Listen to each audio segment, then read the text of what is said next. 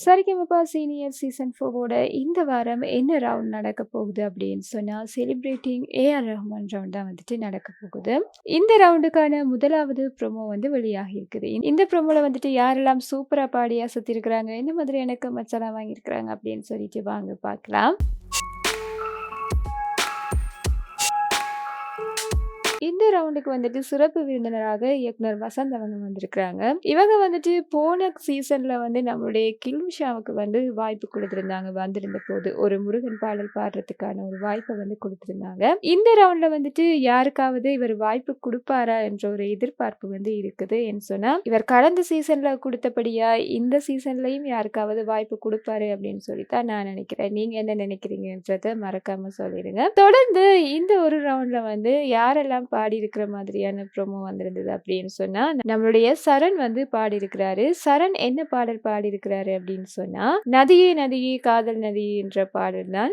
AR Rahman அவர்களுடைய இசையில rhythm திரைப்படத்துல வந்து இந்த பாடல் இருக்குது. இந்த ரிதம் திரைப்படத்தோட இயக்குனராக வந்துட்டு நம்மளுடைய வசந்த் அவங்க தான் இருக்கிறாங்க. இந்த பாடலை வந்து நம்மளுடைய சரண் வந்து சூப்பராகவே பாடி இருக்கிறாரு. நல்ல கமெண்ட்ஸ் எல்லாம் வாங்கியுமே இருக்கிறாரு. இதை தொடர்ந்து நம்மளுடைய கோபிகா வந்து சூப்பரா பாடி இருக்கிறாங்க.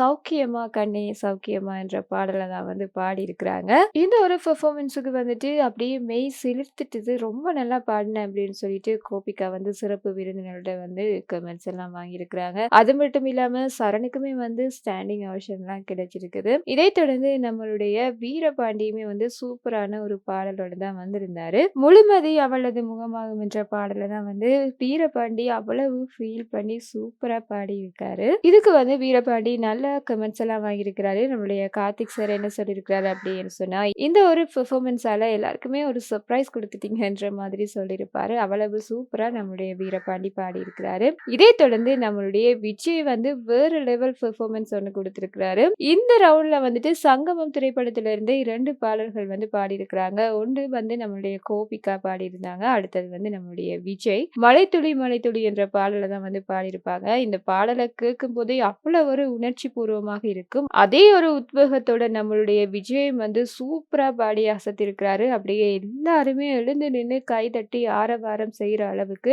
நம்மளோட விஜயோட பெர்ஃபார்மன்ஸ் வேற லெவல்ல இருந்திருக்கு. இந்த ஒரு பெர்ஃபார்மன்ஸுக்காக தான் நான் ரொம்ப வெயிட் பண்ணிட்டு இருக்கேன். இந்த ரவுண்ட்ல நீங்க யாருடைய பெர்ஃபார்மன்ஸுக்காக வெயிட் பண்ணிட்டு இருக்கிறீங்க? யாரு அடுத்த போட்டியாளராக தெரிவாகுவாங்க அப்படின்னு சொல்லி எதிர்பார்த்துட்டு இருக்கிறீங்கன்றத மறக்காம கமெண்ட்ல சொல்லிடுங்க. இந்த மாதிரியான விஷயங்களை எல்லாம் தெரிஞ்சுக்கணும் அப்படின்னு சொன்னா இந்த சேனலோட இணைஞ்சிருங்க. மறக்காம சப்ஸ்கிரைபும் பண்ணிடுங்க.